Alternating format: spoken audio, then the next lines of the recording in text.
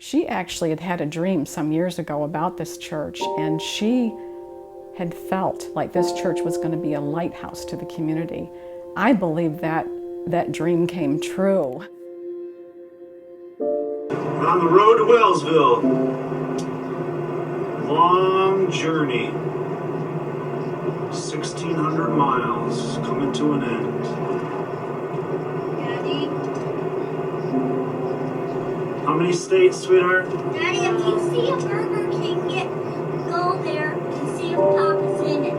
5 states. Through Texas, Arkansas, Tennessee, Kentucky, Ohio, Pennsylvania, New York. 7 states. 7 states, 1,600 miles.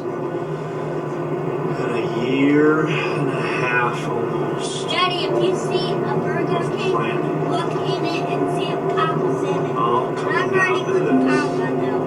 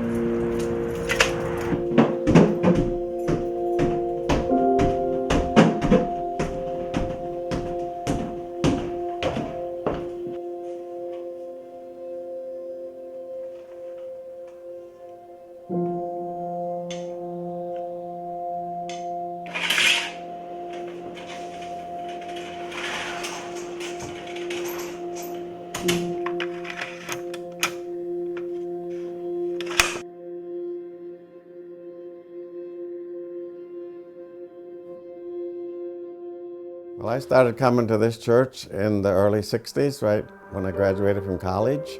It was the church over on Pearl Street, the little church. It was a thriving church filled with people. Sidney Harris was the pastor at that time, and he really led through the building project and they got land and they got money and they built this church. Much of the work was done by men in the church, and it was a great success. And the church just kept expanding and I would say flourishing under Pastor McGarvey. But then, well, he was such a good pastor, he was called to be the district superintendent. And that really was when the church began to decline slowly. I've been coming to the church since I was a baby, basically. My parents came here before I was born. We had Sunday school, so it was kid-specific programs, and AYF on Sundays. And the church was kind of going on some momentum, but then people started leaving, families started leaving, and we ended up with virtually no families, no Sunday school classes. The rooms were not used. Well, when I first started attending this church when we were dating, there were maybe just a couple of kids, and we would go down there and, just talk about God and, do our thing, the little children's ministry. But I always thought, there are so many kids in this community. It'd be so amazing to see them coming and learning about God. What can we do to change this? A good Sunday would be 50 people. And it was a very sad time for the church. Offerings weren't meeting expenses, and we really weren't sure if we had a future here. Ken Lyman's the one consistent factor that's always been here. I couldn't say enough good about Ken Lyman. He's a man of integrity. And I don't know for sure, but I wonder really, without him, if the church would have survived. I don't think we ever considered leaving. It didn't even cross my mind. I knew that there was something bigger out there. I never felt once oh, maybe we should think about visiting somewhere else. We don't give up. We want to be a part of the bigger picture. There's a reason we feel like we should stay.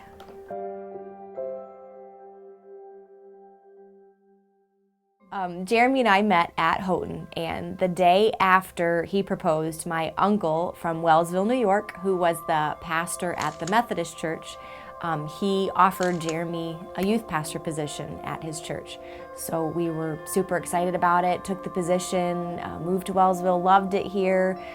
The youth ministry went from I think 5 kids to regular attendance of 50 to 60 kids a night. And then the big events drew in 80 to 100 kids, so it was just incredible. Back in 2004, we started going to Aaron and Jeremy's youth group, and I just remember it being absolutely crazy. But everyone from school wanted to go to that youth group. We ended up having to expand and move from that one room into the bigger fellowship hall because there were just way too many kids and we weren't fitting in that space. So one of our favorite events was fast food night. We went to McDonald's, Burger King, Dunkin' Donuts, everywhere, and binged ate fast food.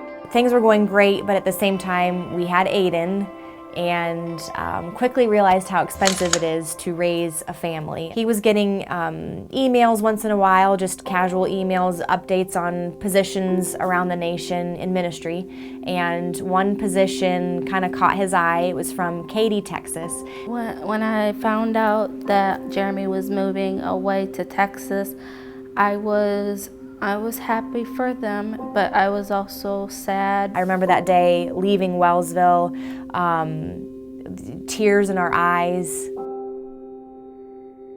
It was 2008, April of 2008. We came back to Wellsville to visit. Well, we came back to New York to visit. We came to Wellsville as kind of a day trip to show Aiden what Wellsville was like. So we took him to these houses where our apartments were and took him around town, and we walked to the Creative Arts Center, which was new to us. We had never been there before, and it looked really cool and trendy, so we went in and we're like, oh, it's got a coffee shop, this is cool. So we got Aiden a cute little glass soda and sat down at this table with the nice chairs, and we were talking, and I just was kind of looking around the Creative Arts Center, and they had a stage and they had all of the cool tables and chairs, and I just thought, I thought out loud, I said, Jeremy, this would be a great place to start up a church. And when I said that, he thought I meant Wellsville would be a great place to start up a church. I meant the Creative Arts Center would be an awesome place. And the light bulb just went off in his head, and he just caught this fire in him. We were just praying about, God, what does this look like? We've come up with this crazy idea of the possibility of starting up a church in Wellsville. Is that what you want for us, Lord? Or is there something else you have in mind? Do you want us to move back up north? So that was a real turning point in our marriage and with our family, just praying through that, and God did some pretty amazing things.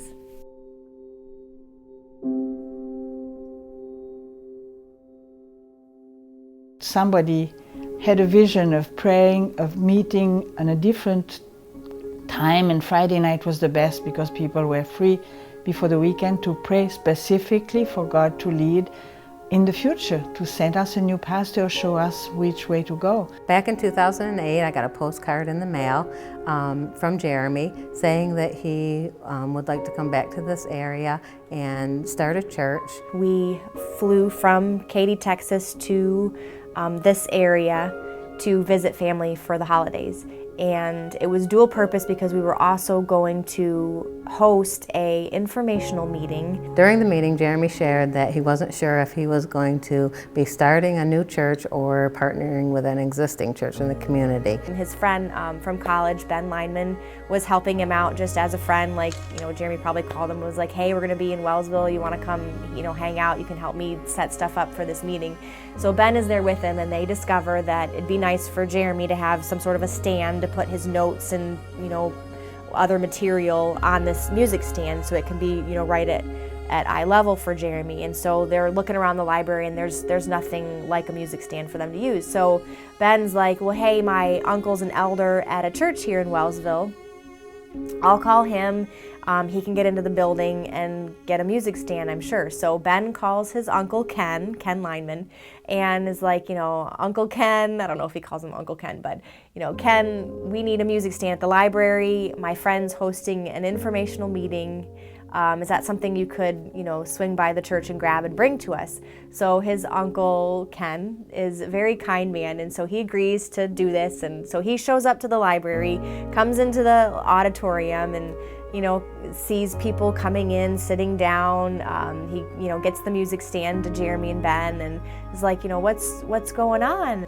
I was thankful they were coming. I knew they were called to Wellsville, but I thought, how many people are called to Wellsville? This is special. That same week, and we can't remember if it was maybe the day before or that day, the former pastor of the Alliance Church, the pastor that Jeremy stepped in for, he had just resigned. There was a search committee in the church, and Bill was part of that pastoral search committee, and one night, and that was supposed to be confidential. I had no idea who the candidates were. I knew that they had several, but one night Bill comes and he says, I'm sorry, that's confidential, but I have to tell you what happens.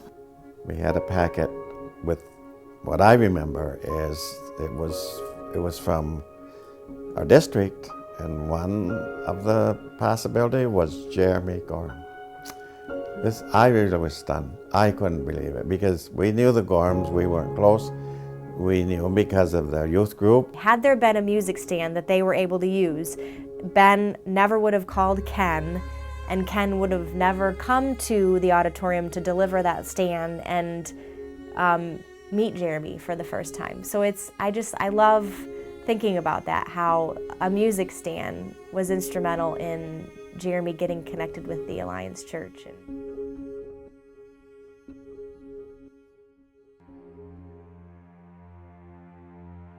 So we were going into moving back up to the north with this house that we needed to sell in the worst housing market in a very long time.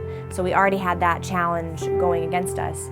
And then came Hurricane Ike. This is a big storm. Everyone wants to know exactly what it's going to do in their particular neighborhood, and that's very hard to say. So the day after the storm, that morning after, we go outside to look at the damage. There's trees uprooted, and it pulled the sidewalk up when it fell down. And we got in our car and drove around. Billboards were down, trees were down, power lines were down, roofs were damaged. That area of Texas was very devastated by the hurricane. So we're like, okay, great. We have a bad housing market, and we have a hurricane that just ripped through, and it had done some damage to our roof as well. So we were pretty discouraged and just like, okay, is this a sign? Are we not supposed to move? So a few months later, the insurance agent came by. He surveyed the property, looked at the damaged fence, and looked at our roof.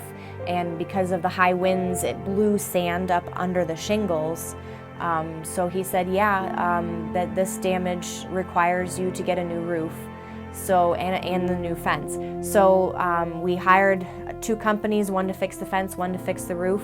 So we were really blessed. Something that could have been destructive for our family and really hurt us in the process of moving actually was a blessing in disguise. And when we put our house on the market, the real estate agent was able to say, brand new roof, brand new fence. We were so certain that God had called us back up here that we said, let's get the house on the market. We don't know exactly if Jeremy's going to get the job up there, but let's just get this process going with the house and see what happens. The next day, the first full day that the house was on the market, it was a Saturday. So it was Friday evening, she listed it. Saturday's the first full day. Someone drives by our house, and I happened to be out front. Maybe I was watering plants or something. So I'm out front, and this car goes by really slow. And then they back up, and I'm like, okay. And he rolls down his window, and he says, is this the house that's for sale? And I was like, yeah, we just haven't put the sign out front yet. I get a phone call at maybe like 10:30, 11 a.m. because it was during church. I was working in the nursery. So my phone rings and it's the realtor. I'm like, oh, I gotta take this, because I knew that she was showing them the house that morning. So I answered my phone and she says, they're making a full offer, full asking price. And I was like, are you serious? That God would sell a house in a bad housing market after the first full day was incredible. So we were like, okay, I guess this is real. We're moving up to New York. So Jeremy's driving. The passenger seat is got, suitcases and laptop cases, camera cases, and I'm sandwiched in the middle between Ethan, 6 months old, Aiden, 4.5, sandwiched in between them, and just the fun times that we had. I just remember pulling in late at night, it's dark out, pulling into Burger King and just seeing my family and just being like, we're home.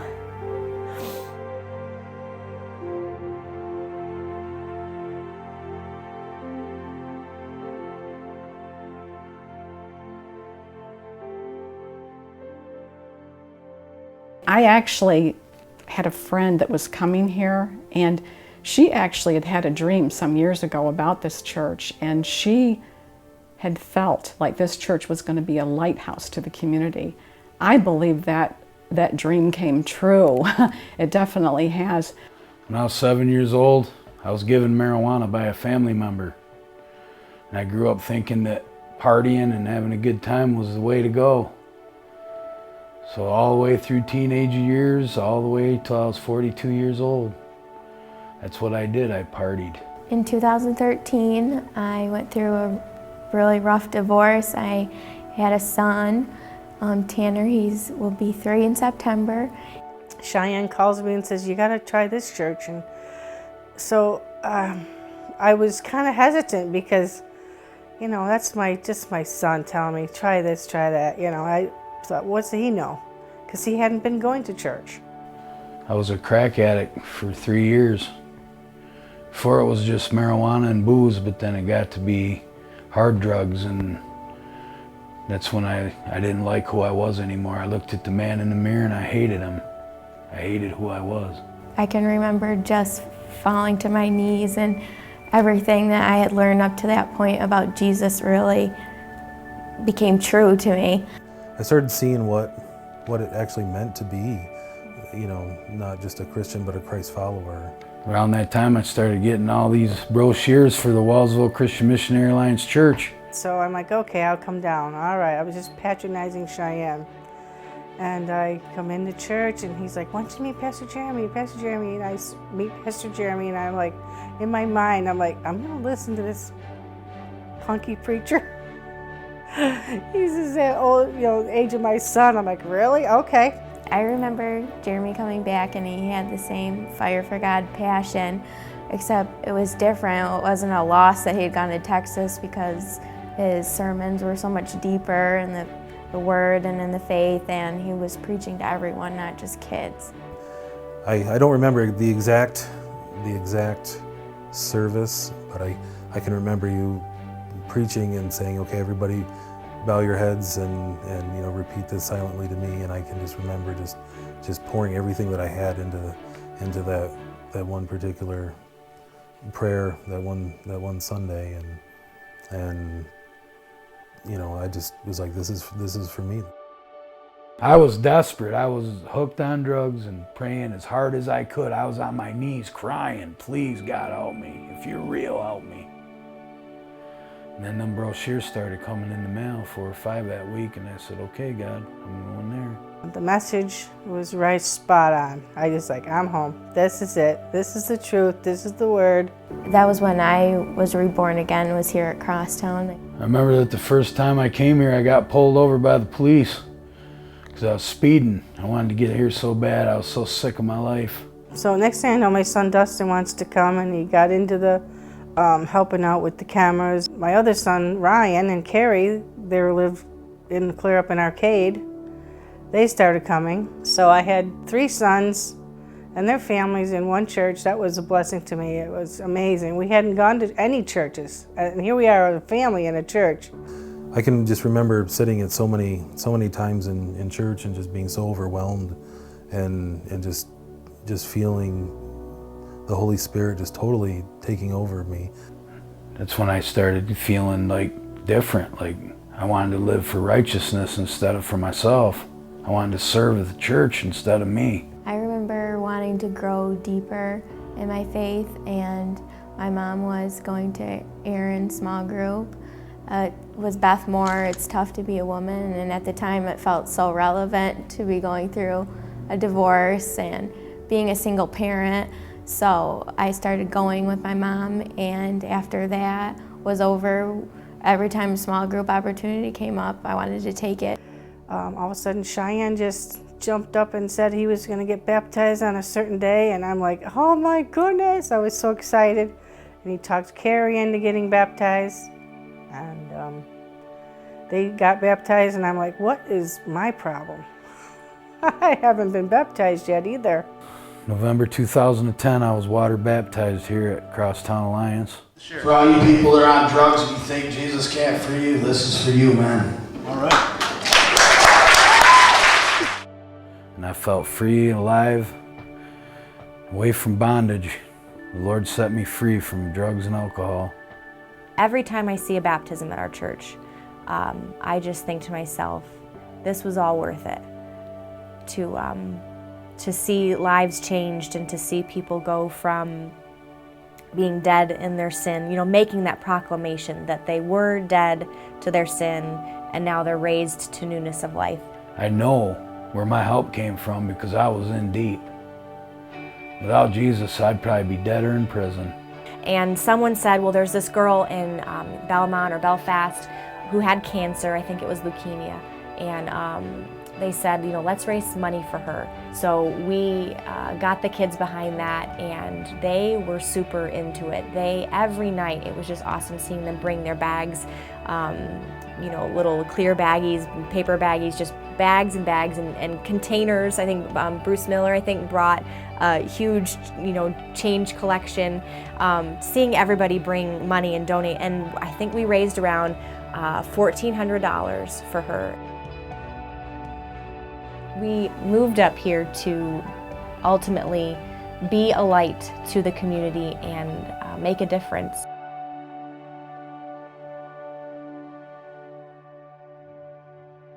Grace Alliance Church really had a vibrant ministry in town. It was the new church, because they had built it fairly new. In that period of time, they were building churches. And now we're abandoning them, but at one time we were building them. The one person I think of when I think of Grace Alliance is Cheryl Gelder. She could have easily just let the church die, but she didn't. She, wanted to get help. She wanted that church to thrive, the church that she grew up in. And I fell in love with Jesus at that point when I was young and very impressionable. So it was sad when that kind of petered out. Well, I was on the governing board when the multi-site church proposition came up. It was really quite something new, and it took a while to digest it. In May of 2012, we had a meeting at my house. That was for Jeremy and the board of the Wellsville Church to present the idea to Grace Alliance and the board of Grace Alliance Church. You could see that some of the Olean people, I think it was too much, too little, too late, or whatever. It was pretty obvious, to me anyway, that the Grace Alliance board was not willing to, even contemplate this, and they had more negative feedback or comments about the idea. But to me, it was like playing it safe and doing where we are. Our options would have been to close. It was like, that's not an option. That wasn't an option for me. It's like, no, not close. We need to do rebirth, revive. We needed a revival within the church.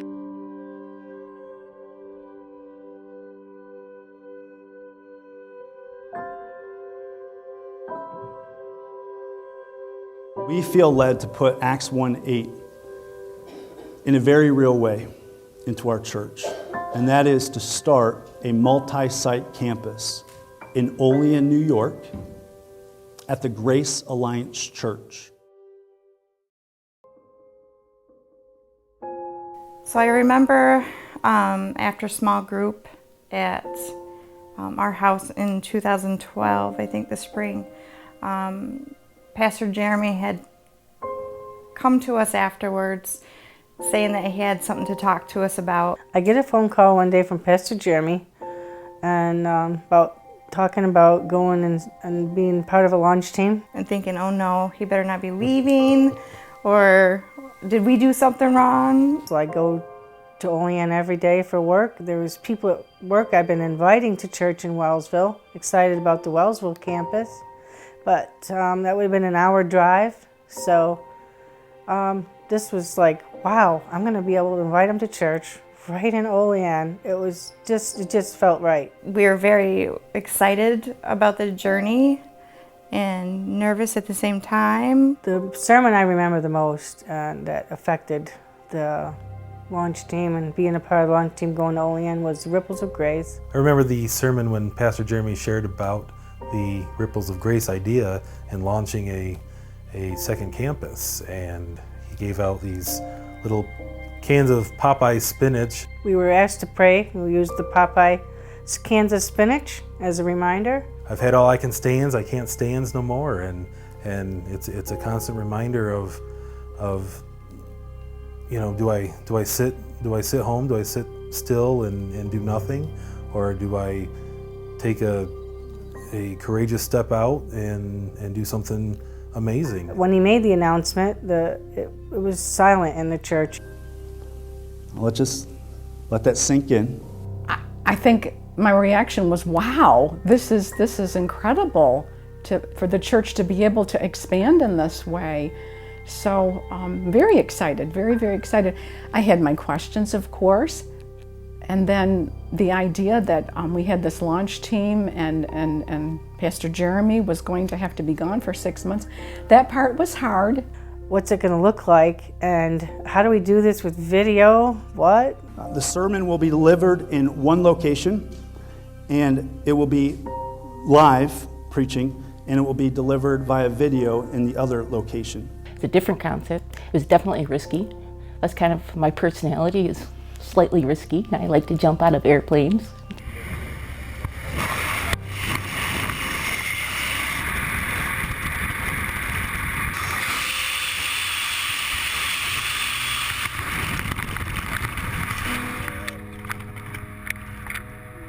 But we knew that there was a purpose in it, you know, a long-term purpose in all of this. The other thing that stuck with me was 10:02.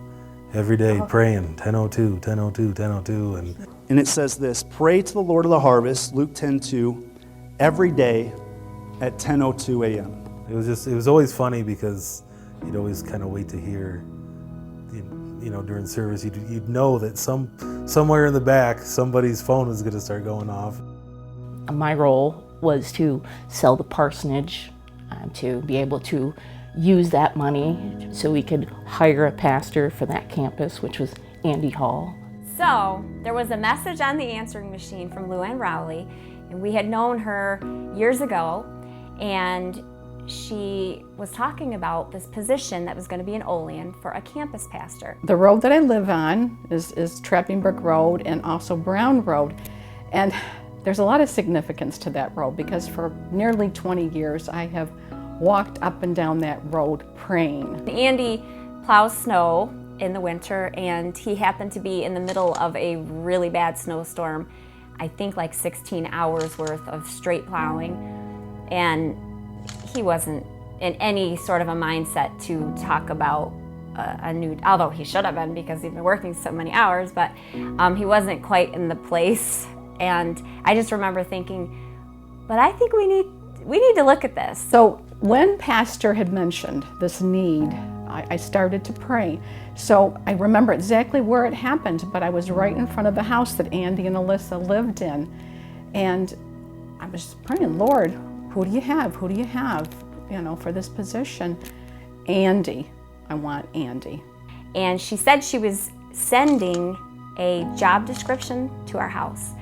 And that very next day, the job description came in the mail. And I believe I was the one that sent them out, I think. Luann really thought, I guess she just didn't let any time pass, because then she called Andy on his cell phone to talk to him. It seems like they were taking some time in answering this.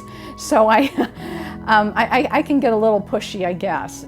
I think that was pretty cool, because sometimes he needs a little kick in the pants.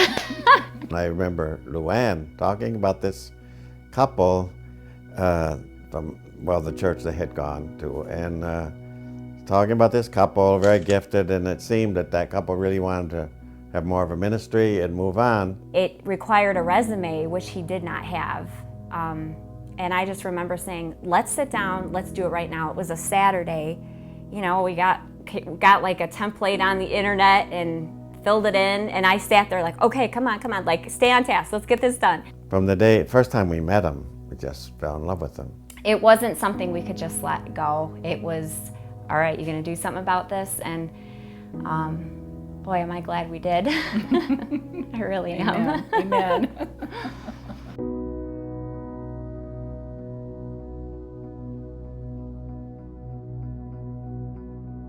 So I remember the meeting, we had a board meeting where Jeremy had thrown it out to the congregation because we were trying to come up with a name, because we had Wellsville Alliance and then there was Grace Alliance. Jeremy and Andy were like, okay, it'd be great to come up with one name for both of these churches, since, you know, at the time they were one church in 2 locations. So he threw it out there and they got different names of people. We had all these names of churches that it could be on the board. We were at the Hall's house for dinner one night early on, you know, getting to know them. We were, you know, kind of spitfiring, you know, different ideas for church names back and forth. And Jeremy had done a lot of research on different national church names. And I remember him saying, you know, there's a church called Crossroads, and that's kind of cool, you know, cross, because it's all about the cross and Jesus, and, you know, roads, you know, we're connected by roads. But we didn't want to like take the name of another church. So just it kind of came to him, you know, CrossTown, we're across in a different town, like we're connected. CrossTown Alliance was just pretty fitting, because I remember Bill Mary wanted to have Alliance in there somewhere, and because we're a Christian Missionary Alliance. We kept Alliance part of it because that's our DNA. You know, we're an Alliance denominational church, and so it's just CrossTown Alliance. CrossTown because we're across town. And then Alliance, it stuck and it was good. We all agreed on that name. It just felt natural. It felt, you know, like it really fit how we were operating. One church, 2 locations, churches in different towns, but we're still one. We had lived in the neighborhood 20 years, and the church had been there, and then it had closed and had been empty. And then all of a sudden one day there was cars in the parking lot and people in and out. We took a group of kids over, kind of the launch team, and a group of kids that slept in the pews in Olean for 3 nights or 2 or 3 nights, and it was tough. I just want to state for the record that for our spring break renovation trip, missions trip to Olean, while Pastor Jeremy was nice and comfortable in the parsonage, sleeping in a bed, and Pastor Andy was tucked in nice and cozy in his bed, I was one of the only adults that slept all week in a pew. So the different neighbors in the neighborhood, you know, everybody's talking, something's going on in the neighborhood, and one of the first things was, oh, we want to be careful, you know, it might be a cult coming in, you know, just you weren't sure. I remember having a huge, probably 40-yard dumpster that we parked in front or in the back of the church, and I remember that picture that first morning with that, they called it a missions trip, and we took the kids there, a picture of us out there before anything had begun. And then I remember that dumpster filling up very quickly. And so people are just tossing things left and right. I mean, it was just a line out the door, in the door, out the door, in the door, throwing stuff away. And he just started gutting the place and making a cafe, and a whole totally different look to the church, updating. We even took the organ into the dumpster Don't tell anyone, but we literally cleaned that place out. And I was literally dumpster diving, like, we could use that. Look at all this paper. Let's recycle the paper at least. And, you know, CD cases. Oh my gosh, CD cases. I'll use those at home. So I remember dumpster diving, which I remember Jeremy rolling his eyes like, we don't need that. We had to tear the old stage totally out and build another one in front of it so that there's this big hole behind the stage and 20 feet before the projector and the screen. And so it was a whirlwind. It was just incredible, the kind of construction we were doing on that place. There was a little bit of sadness to see Grace Alliance go. But flip side, when I walked in and saw the changes, it's like it brought a lot of closure to me on a personal level. And I was thankful, just so thankful for all of the people who reached out and made those changes happen.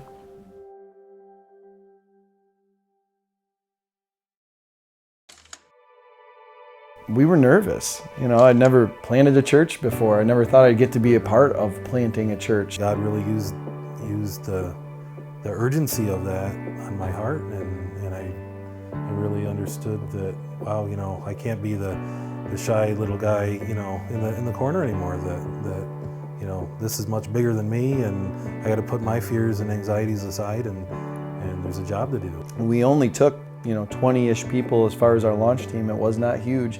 When big multi-site churches, a lot of times when they do a launch team, they send 200 people to the campus, and we had about 20. We're doing multi-site in rural America. First service for CrossTown Alliance was September 29th, 2013. I really thought there's a chance that only 10 people will show up. This is, you know, potentially going to go really good, or this is potentially going to go really bad. You know, who knew? First thing I noticed, there were no hymnals, and there's all these big screens on the walls, and it's like, what did we get ourselves into? My first Sunday back there, I was completely surprised, blown away by the transformation, the way the message was conveyed, the singing, the spirit of the people. It was just completely rejuvenated. And we just started meeting people, and each Sunday we kept going, and we were just welcomed. I mean, it was a very welcoming church. There's so many stories, there's so many people that it's affected in that way, that they weren't going to church, or they wanted to go to church, but they didn't have a church. And then God used these invites that we sent in the mail. God used the fact that we were in the newspaper before we opened. And God used these outreaches where we went and we gave away free gas, $5 in free gas. And we tried to do all these different kind of crazy outside of the box things to invite people to church. And then when somebody does show up to church and I don't know them, and I always introduce myself and then ask, how did you hear about us? And the stories I've heard, they're all so different, but yet the factor that is always the same is that it's God. Before CrossTown, I was a bitter, angry, just disgusted person. Multiple tours overseas, I've had to bury some friends, and I've left things on the battlefield that I'm not too proud of. It caused me to turn to a bottle, abused alcohol, and I tried to fill a void and fill a gap and do something to comfort that. Not long after we had been at the church, Harry had had some problems one Sunday, ended up in the emergency room. And years past, when things like this would happen, we were alone. I mean, yes, we had our own family, but we were still alone at the hospital. And it made a very big difference that there was like a grapevine of things that happened and phone calls, and all of a sudden Pastor Jeremy showed up at the emergency room. And that in itself just made a big difference in our life, to know that we had family, you know, not just brothers and sisters, but church family. I remember the day I got baptized. It was life-changing. I became a new creation, and it's amazing. I can't tell you the change that it's made, but now I lead my own small group. I serve all the time.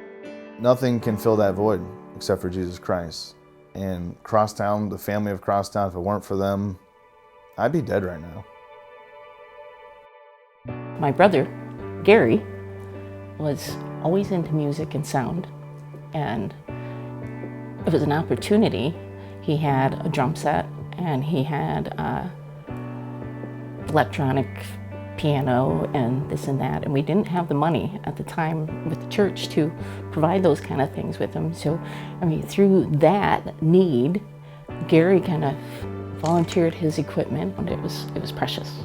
When my brother Leroy started coming back to the church, like the third or fourth Sunday after we had opened in Olean, I was like, I wasn't expecting that. That's what I wasn't expecting. I had no expectations of my brothers being involved or coming back, and I'm gonna get emotional. God is good. When Pastor Jeremy approached us to be on the launch team in Olean, he had said that it would be a year commitment, and I remember thinking, wow, a year is a long time. They spent a year after Olean opened in September 2013. We didn't have a base of people in Olean. It was just amazing to see all these people come together and do that, and then stay and commit to do this. It's okay to do something like that for a month, but where the rubber meets the road is when you have to do it all winter long in Western New York winters. At one point we found ourselves without a car on a launch team 35 miles from where we had to go, and we had to give up or kind of give in, and God totally provided. It was just amazing how people gave of their time, their resources, their talents, their finances to help a church. Every single position that it takes to have church is open and available, and so you need nursery workers, and you need ushers, and you need greeters, and you need people on the worship team, and you need people in the nursery. All those things have to happen. It's just, before we knew it, it was over, and we were thinking, wait a minute, we're not ready to come back. And the more we got through the year, we really called that our home church too, and it was, you know, it was bittersweet. And even after our church started growing, we still didn't have people in those positions. I mean, people were excited, people were coming to church every week, but they weren't immediately volunteering. So we needed those people. We needed those launch team people. We considered that our mission field, and that was, to us, you know, I don't see us going overseas into the mission field like many people think, and that was it for us. Was Olean. That was our Judea, and you know, it was just, I tell that story as part of my story, and it had such an impact on me that it changed the person that I am, and God used that experience to totally change me.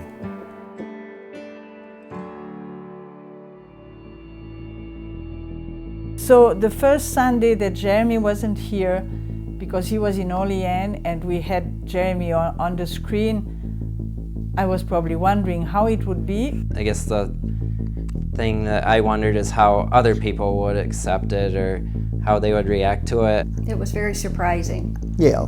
We were concerned that it wouldn't seem right, that we would be like watching TV. Yeah. But you sat there and it was like he was in the room with you.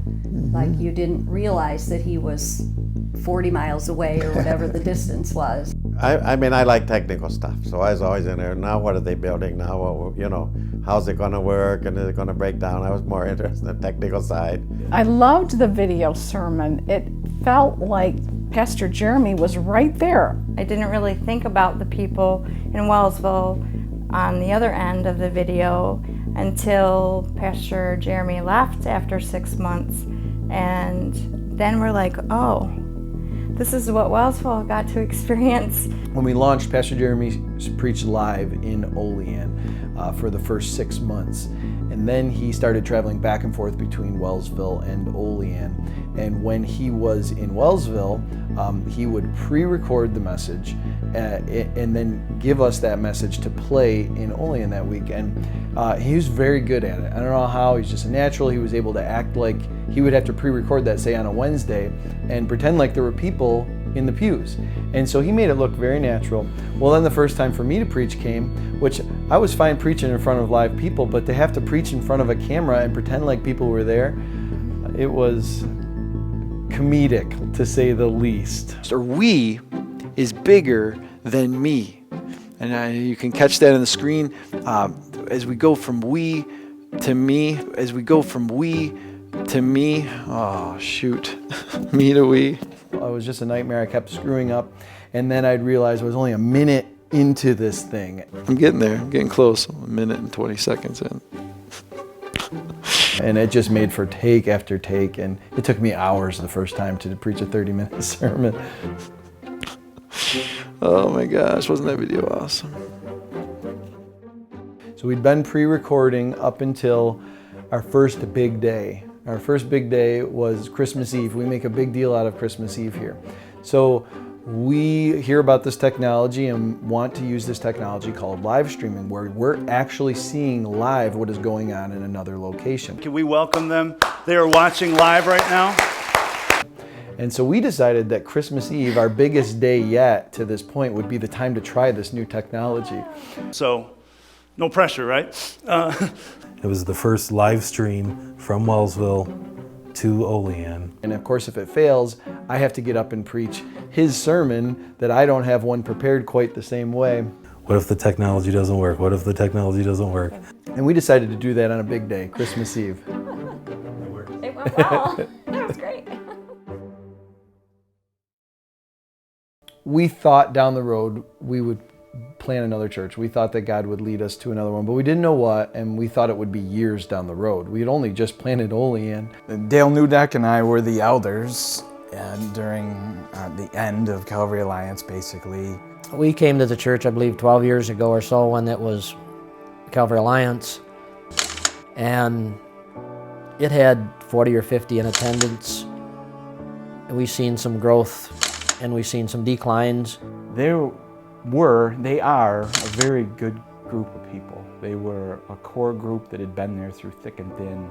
We didn't have too big of a outreach in our local community, but these people stuck with it and kept the church alive. So I would lead the service on Sunday morning, and then Dale was the music coordinator / organist. Dale was our organist, even though he doesn't play music.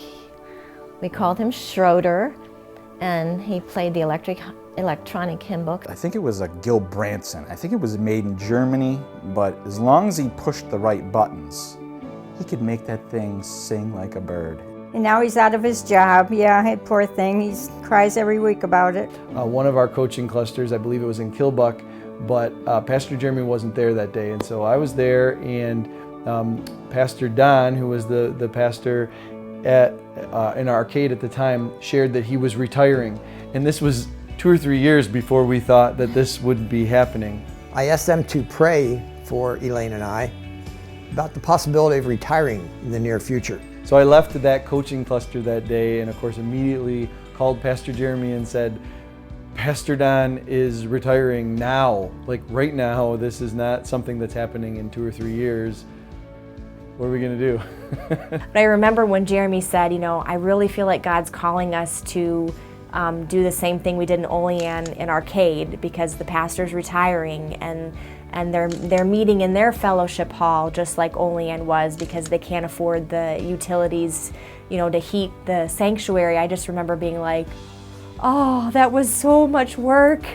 Like, can we just wait a few years? I remember Don Propert came to us at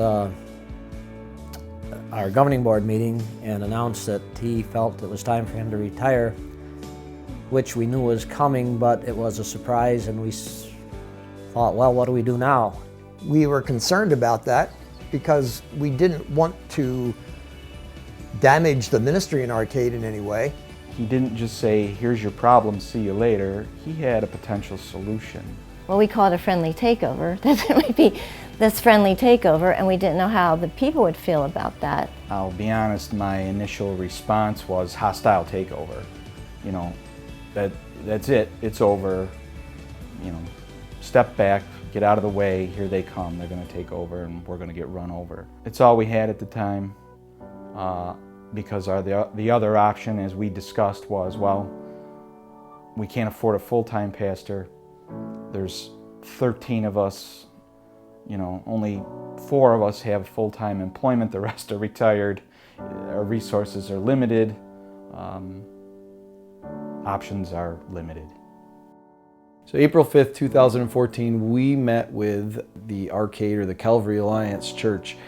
They had about 15 people, which they were all on the board. So we met with their board, but also their whole church all at once. There was a lot of anticipation. We hadn't met anybody yet. We had Cheryl Gelder there. She was our remnant from Olean, and we had her there to tell her story to the Arcade board. Being in the situation that Grace Alliance was in at the time, I could give a little more perspective of how I felt. About her church in Olean essentially closing right up and dying, and now CrossTown is there, and how meaningful that is to her personally, because her brothers are now back in the church. Dave, he's big at Arcade still. He has young daughters, and it was difficult for him to stay at Calvary Alliance because there was no youth. Believe me, there were several conversations in my house about what are we doing? What do we need to do for these kids? And that's one thing that I was glad I was able to tell him, that there was no children when it was Grace Alliance, but there are so many kids at the Olean campus now that it was worth it. It's worth it to hang in there and to do it. We were leery because I didn't want to lose our people.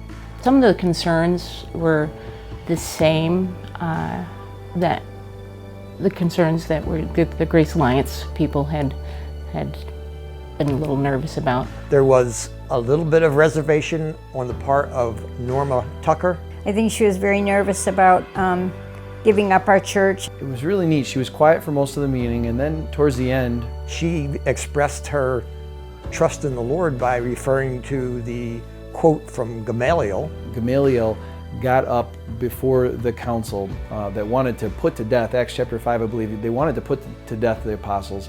And he said, wait a minute, guys, wait a minute, let's put the brakes on here. If this thing is of God, we can't stop it. If it's not of God, if this thing isn't of God, then it'll go away on its own. But if it's of God, we don't want to be found fighting against God. Which really seemed to bring everybody together. It was very powerful, and I think it meant a lot to everyone there. I think she almost swayed some of the room. Some of the circumstances that were beyond coincidence. You knew that God was working through this situation for us. A year before that, I had heard Chip Ingram, and he was doing Holy Ambition, and I just went ahead and bought it. I thought it was going to be a small group study, maybe with the ladies. I wasn't sure. I just felt like it was right. And then Don and I decided to co-teach that, probably that January. And that was one of the topics, to have a plan. Also, as well as having a dislocated heart for people. The Sunday school class was going through the book of Nehemiah at the time. The pamphlet that Jeremy brought to the meeting was based on Nehemiah and his heart and his holy discontent. It was kind of neat and ironic, actually, or a God thing, because on their whiteboard they had been studying Nehemiah, and on their whiteboard they had Holy Ambition. And Jeremy walked in and saw that, and then he handed out a pamphlet that also said about Nehemiah, Holy Discontent. And I think he thought we had planned it, but God had planned it. Like a year ahead, because God had given us that Bible study a year ahead of that. The two kind of brought it together, and it was almost like, did they mean to put that up there? It just seemed like all the pieces were so driven by God and presented in such a way that it just seemed right. Okay, this is going to work. This is going to launch. So I remember Dale, who likes to cry, with tears in his eyes about this whole Nehemiah thing, that was part of it. And he asked a specific question. If we had planned this way back. Yes, Dale did. He did. He asked us if we had planned the whole thing. And I said, no, God had planned it. I remember one of the first work days, Galvin Horning, I was talking to him and I says, I'm not so sure all this work we're doing is going to amount to anything or what's going to happen, you know. And he says, well, people will come. He had more faith. As scary as it might sound to go into, you know, video and all the technology that we have, it's like to encourage them to let go and let God. It was a hard decision as far as I'm concerned. We had people that were skeptical. We had a vote. We made paper ballots. They had to write on there yes or no. I remember my daughter passing out the ballots to everyone and then giving them time to write it out and collecting them up. And I counted them right there in front of them on the podium. I laid them all out and I put them in a pile. And this pile was getting big and there was none in this pile yet. And I put them all in the yes pile. It was unanimous that we chose to go to CrossTown. After the meeting, I remember being really amazed because you're looking at a church with mostly older people, retired people, and for them to be willing to change. I mean, we've been in churches where we always did it like this, and Arcade was never like that. A lot of those people, unlike Olean, it's like they stayed. To this day, with the exception of those that have moved on, they're all still there with us. You know, praise God for that.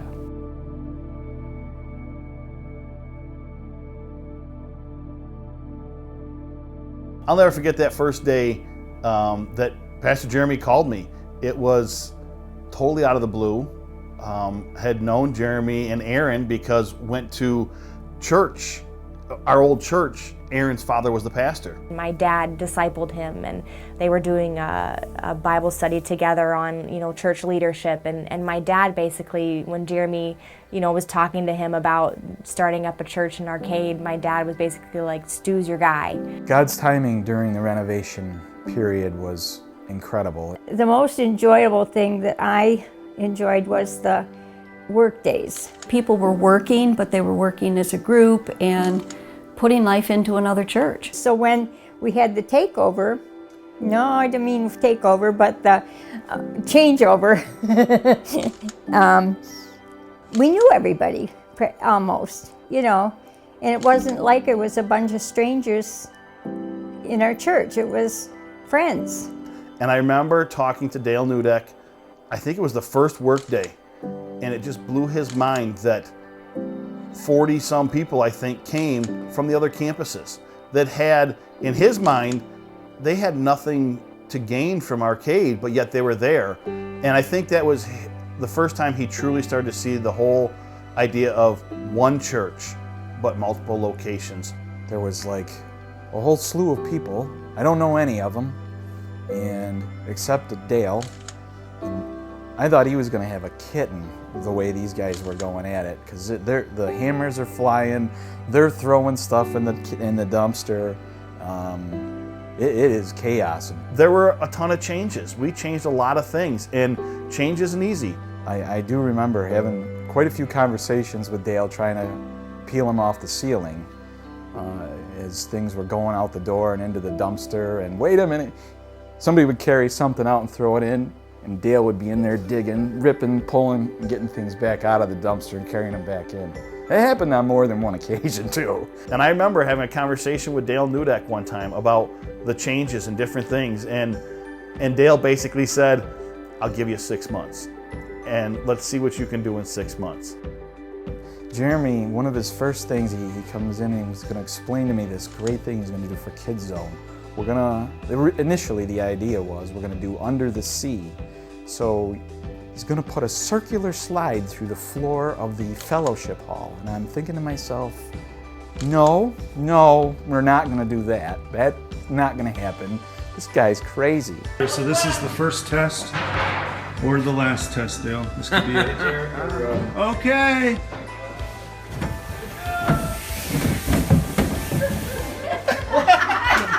Stay there and hold.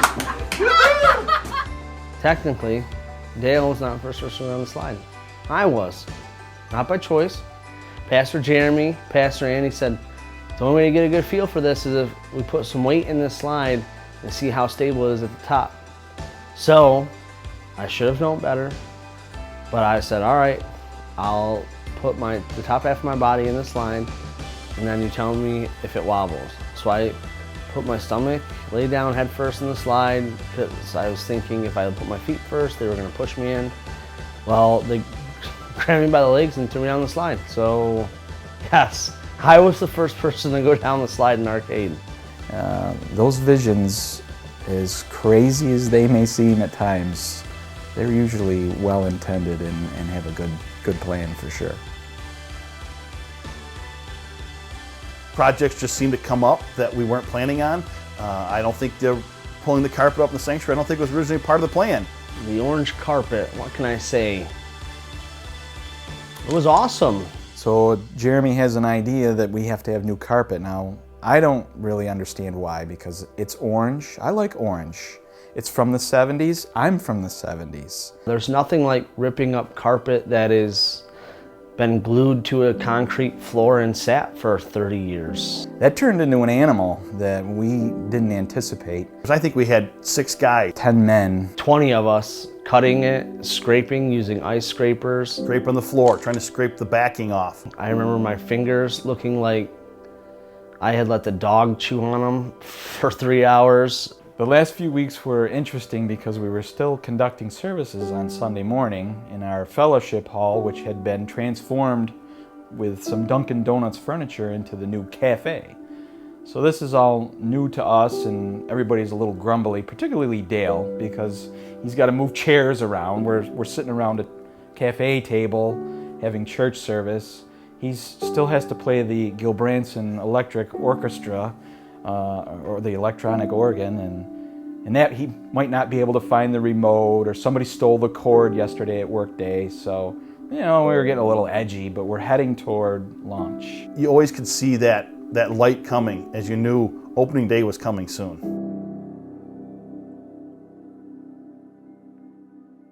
So one of the things that I remember in the weeks leading up to the arcade launch, it was March 15th, 2014, and we're all getting ready to launch arcade, and we want to pray for the launch teams coming from both Olean and Wellsville this time that we're going to go and plant this church in arcade. Well, God had plans that we didn't know about, as often happens. One day I got a call from at work, and Harry had called and said that there was a gas leak in the neighborhood, which, again, we live just a few houses from the church. There was a pipe that burst right in front of our Olean campus, and it had happened kind of earlier that week, and there was gas. There was a smell of gas, and we had no control over this. It was outside of our church. And Pastor Andy had called and said, can you go up to the church, unlock it, so that the gas company could get in and check. And I'd been talking to the guys out there like, what are we gonna do, guys? We're supposed to have church tomorrow. And well, there was a leak, and gradually they started digging up around the church and across the street, and they dug basically the whole block up. They were trying to assure me they'd have it fixed. Well, they didn't have it fixed. And it got time to be ready for church, and Saturday everybody was like, what are we going to do? Pastor Jeremy and I are on the phone back and forth that Saturday trying to decide, are we going to cancel church? Should I bring everybody from Olean to Wellsville? And we literally that Saturday night made that call, probably 6 o'clock in the evening, and we started calling people. The ironic thing about the gas leak was, by us going to Wellsville and all being together, was that was 2 weeks before we were actually going to be going to arcade as the launch team. And we did church under one roof for the first time. We were able to be together as a whole group, a whole church, and pray together for the launch team. When I heard about opening a campus and arcade, I was home that day. I must have had a sick child, and I knew Jeremy was preaching, but I couldn't control myself, and I texted him anyway and told him how excited I was. I felt a spiritual connection with those people. So when Jeremy announced that they needed to have a launch team to go and stay and travel to that church for a year, I jumped on it. When Bruce came home from church that day, I looked at him and I just remember it was obvious to me, like, it wasn't like, oh, should we think about joining the launch team? It was more like, we're going to do this, right? And it's like, we need to be involved in that because Olean had made such an impact on our life to open to have a church right there that we thought we would help do the one in Arcade so that we could help people in that area have a church family. Now, not only were we sending a launch team from one campus, we're doing it from two. So now people are driving from Olean and from Wellsville all the way up to Arcade, which was about 37 miles from each location. And for us, it was about an hour's drive each Sunday.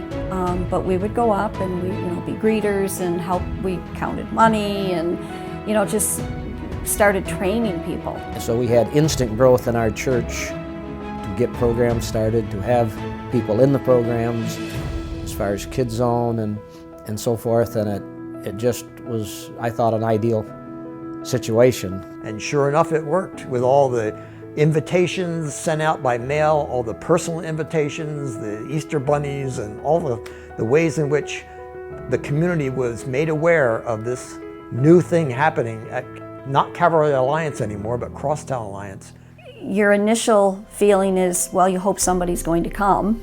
We had signs out, we had sent flyers, you just hope people would be curious like we were in Olean and just at least check it out.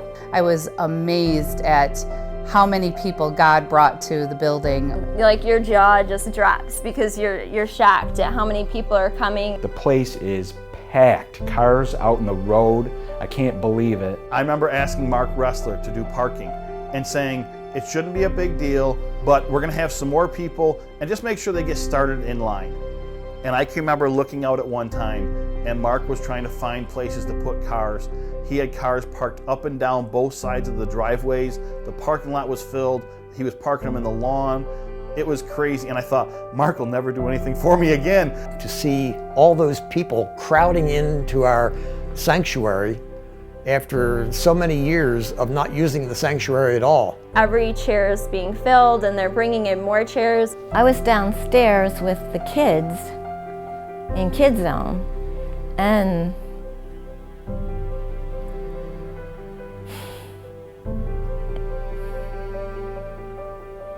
this was such an answer to prayer, because we had 3 children, 3 girls, and they were wonderful. There was Corin, Sydney, and Jordan Barber. And for whatever reason, Dave and Linda, they stuck it out. I know the girls, it had to be hard on them. But now to have, they were everywhere, and that was such an answer to prayer, to see all those kids. I didn't know what was happening upstairs. That was okay. I was where I wanted to be.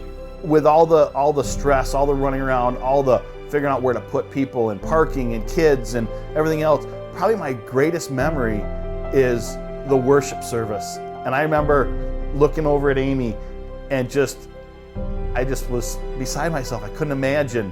It was so exciting. I've never seen anything like that before. To go from 25 people to 230, almost 250. It was amazing. They knew, I think, at that moment when all those people were coming into it, and they just coming in and coming in, and to go to the overflow, and it's like there wasn't enough room to hold all these people. On the first day it opened, I believe that just what I saw in people's faces in awe, God-struck awe, that they made the right choice. From the camera deck, I remember looking down at Dale.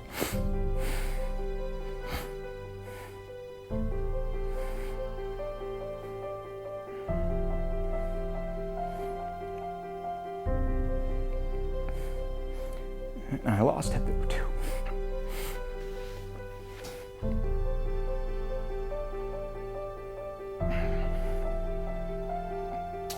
It really happened. God had completed the process. We were part of CrossTown. And it felt good.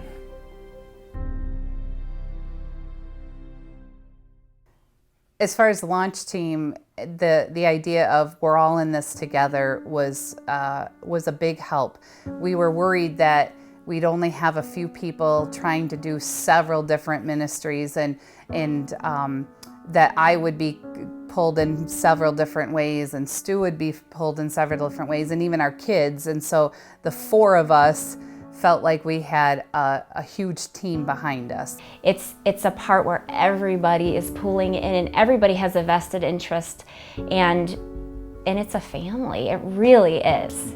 I mean, I see these guys working together and laughing together and talking together. It's just amazing.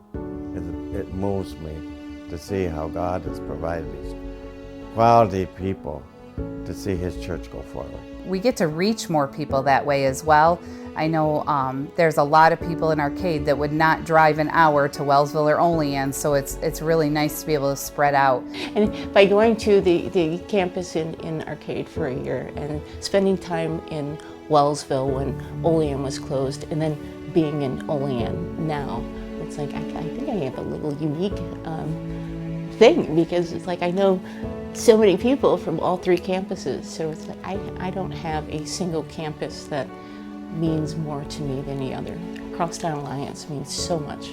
The lives that this church has been able to reach and open up paths to more people coming because of the ripple is going on. Prior to the official launch in April of 2015, we were running around 13, 15 attendees a week. So fast forward a year, and in May we have the Crosstown Together event in Arcade, the first one of 2016.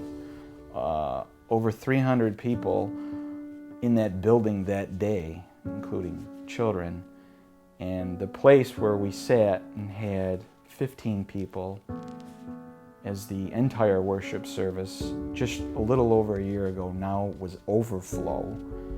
You'd hear stories, you'd hear missionaries, and hear about people planting churches, or we would go to a conference and get excited about something, but that always seemed like that was only for super spiritual people, or that was only the missionaries that get to plant churches. So never did I think that God would choose us to be a part of something like this. We are just ordinary people. We're nothing special, but God uses people like us in situations where we don't feel equipped. I just felt naturally called, like God was telling me to do those things, and I'm like, okay, God, don't let me down if this is what you want me to do. None of us are qualified. And I'm quite certain that we have all been hypocrites at one point or another. But God doesn't call. He doesn't call the qualified, He qualifies the called. Down the road, I hope that future generations understand the importance of committing and pouring into their church body. People did it generations before me. We were called upon to step out in faith during my generation.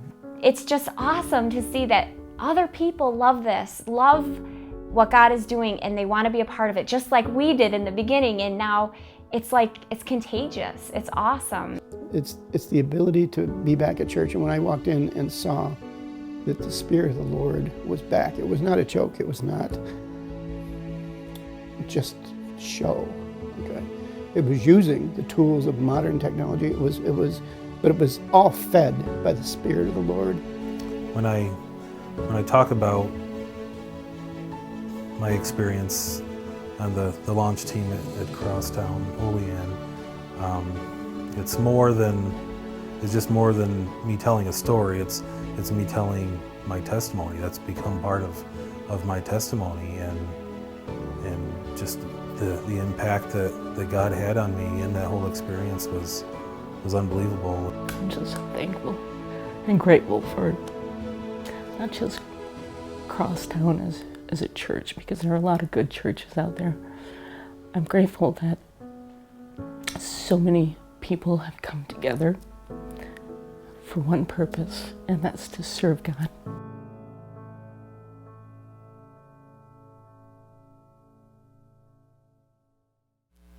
I remember going on a walk. It was April 21st, 2008, with my wife and Aiden.